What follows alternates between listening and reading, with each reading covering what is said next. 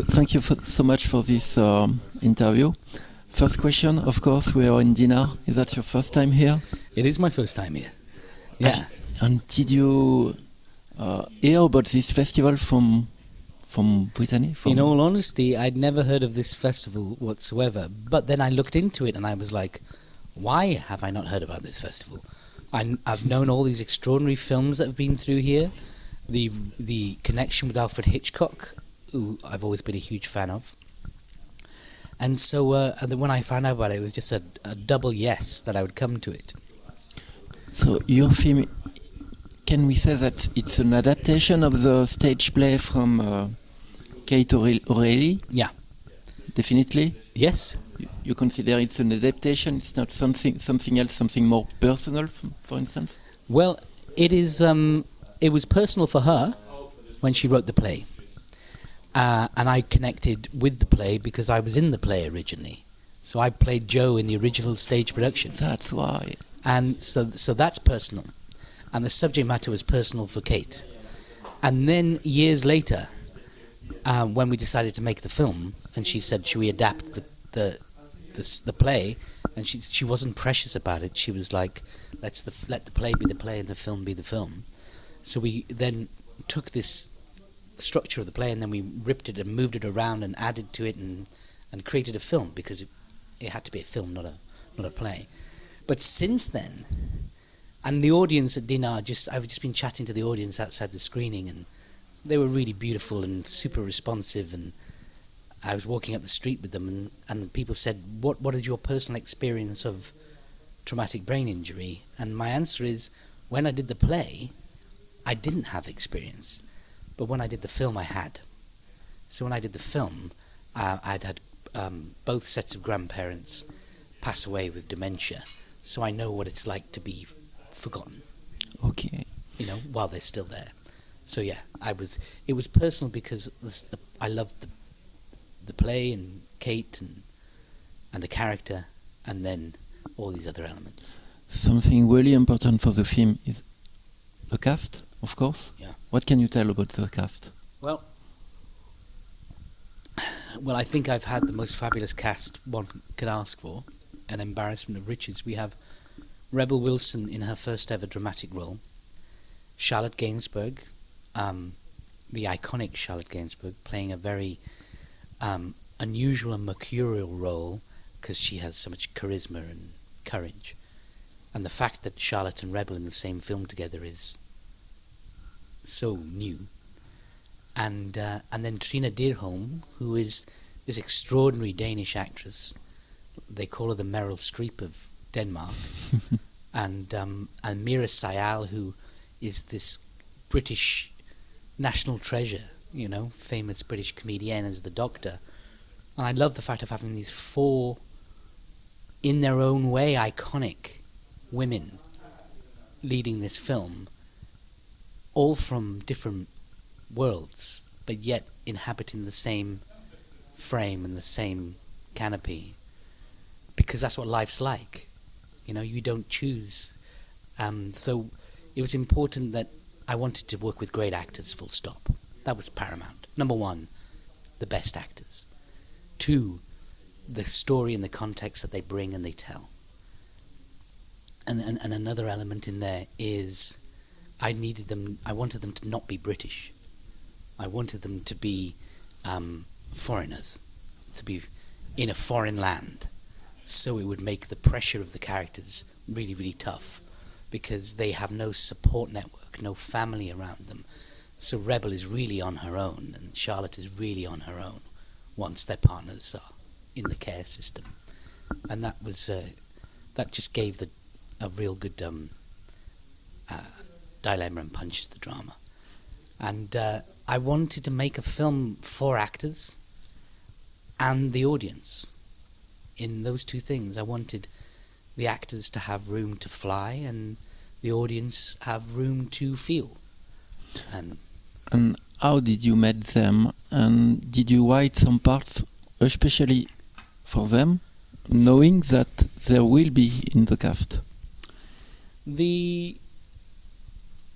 I think you're always moving a script around, but they all responded to the early script. They all loved, so because it's an independent British film, these are very, very famous, very successful actresses.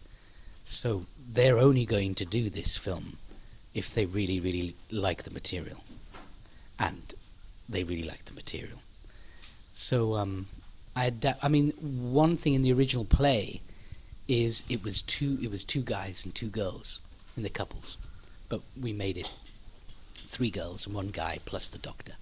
So that was changed, but we just thought it just told a really strong story. What can you say about the preparation for each of them? Yeah, well, we filmed through COVID, so they had to live in a hotel room for 2 weeks. I sent them lots of books and articles about brain trauma, and very Oliver Sacks books and stories, and then I also sort of films that Tom and I were referencing, things like John, Cassavetes sort of films where like Woman Under the Influence and things like that, and it's also sort of films that could deal with a very heavy subject in a light way, because just because you deal with the subject lightly doesn't mean the subject is any less. It's just dealt with. People can laugh in funerals and they can, cry when they're happy.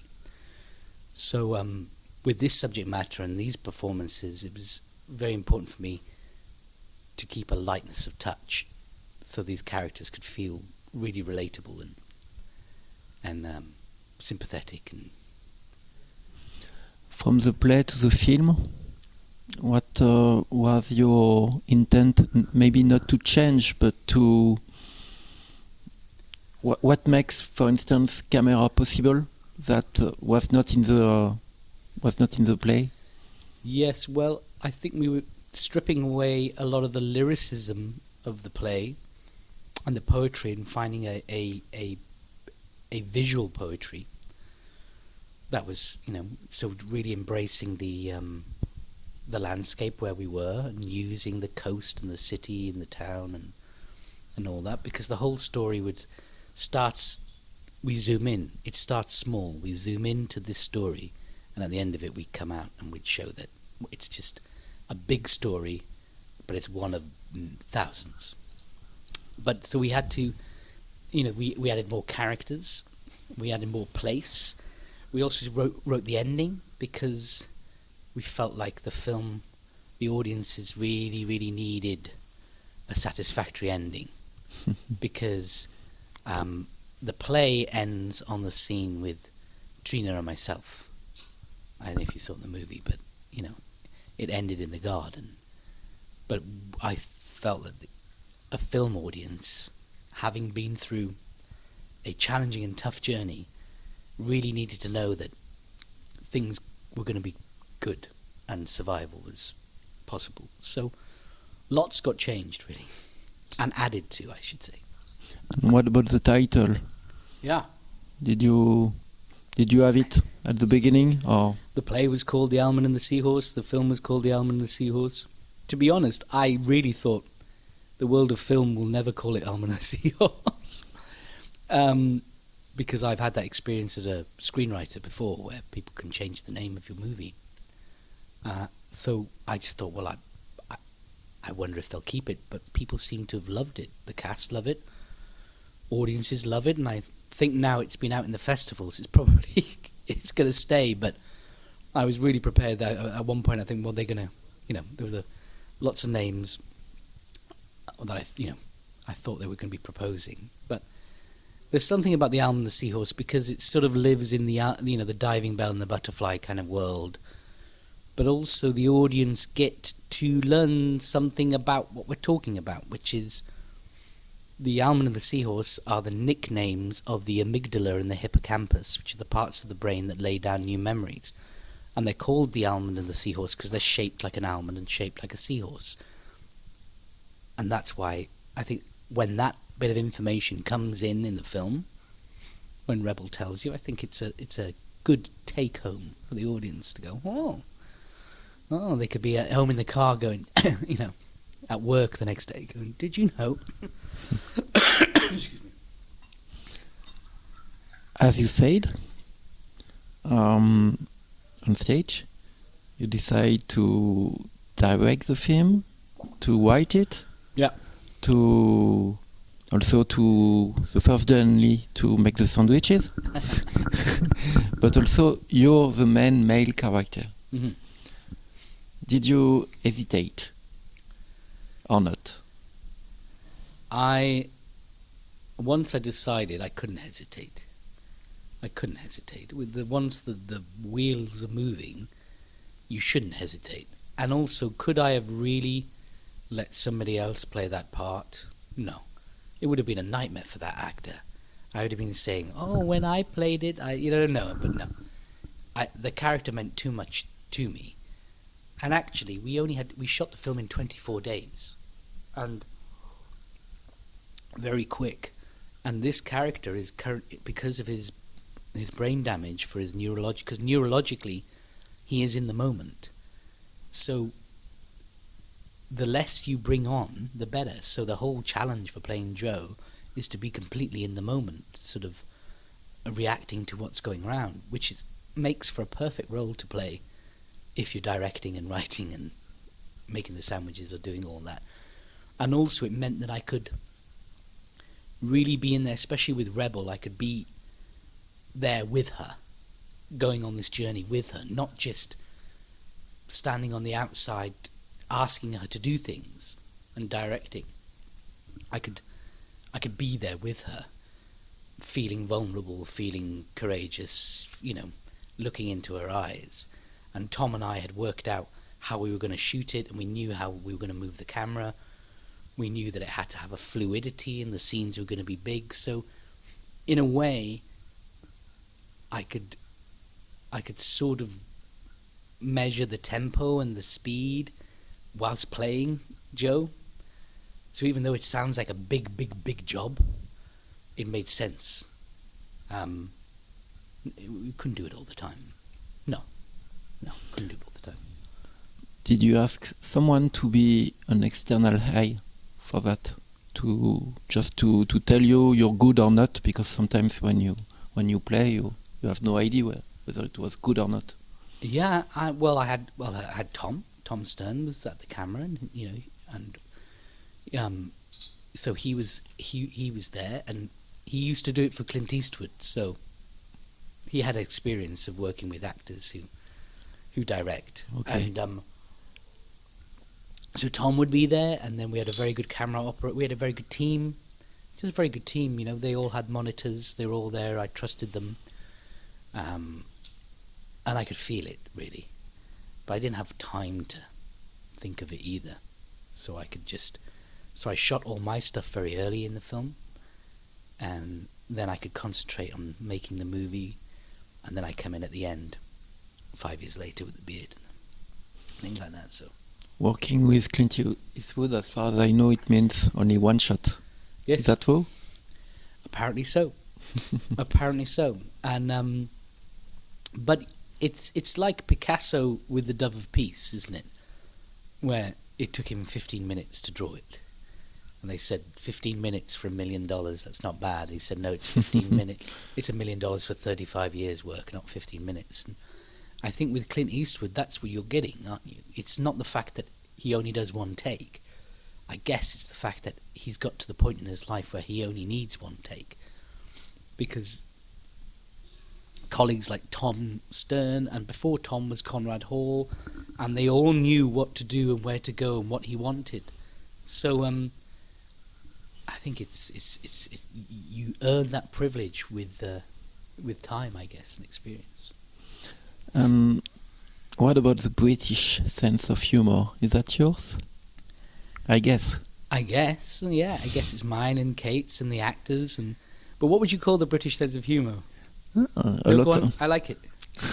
A lot of in the dialogues, of course, and even your character is at the beginning. For instance, we are not aware he has a damage Yes. in the brain, and we can simply think is someone with a big sense of humor. Yes. When he's talking to her and saying, "Oh, you're getting older."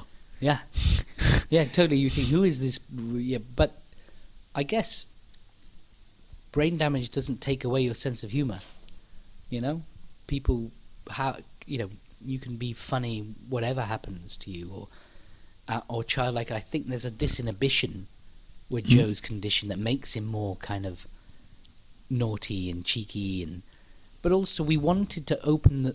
When Charlotte and Rebel, I think the first thing they said to me was, when they read the script, they loved the idea that you don't know what's going on for the first 10 minutes, because it keeps you guessing, and the whole point is that you meet these characters in crisis and then you piece together the story so it comes together at the end.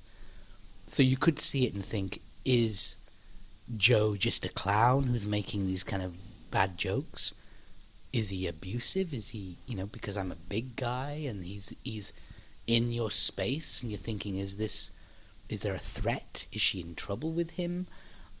All these sort of things, like what's going on, and I think that's why the audience feel very moved at the end of the film, because they've been on a journey of piecing together this story. Hopefully, that's what's seen, and that's why as soon as that camera goes up and the music hits, there's a relief, there's a release for them. But yeah, there's a British sense of humour, but I like that irreverence. I think that spirit of just laughing in the face of danger is really kind of, a nice quality. Not taking yourself too seriously, but taking the work seriously. Did you already find a French distributor? Is there any chance for us to see it on screen now? I think so. That's one of the jobs I don't have. So the salespeople, the definite dates I know is we're releasing in America in December. Okay, that's good. So 16th of December, we're releasing in America and Australia and the UK, probably. Of course. And I'd like everybody, I would love, but I don't know who I don't know who the French distributor is yet. But we have every intention of releasing the film in France, absolutely, because I've never known a cast so together. They really do like being together, and that's very touching. It's very touching. So, thank you very much, and good luck for the competition. Oh, thank you very much. Thank you.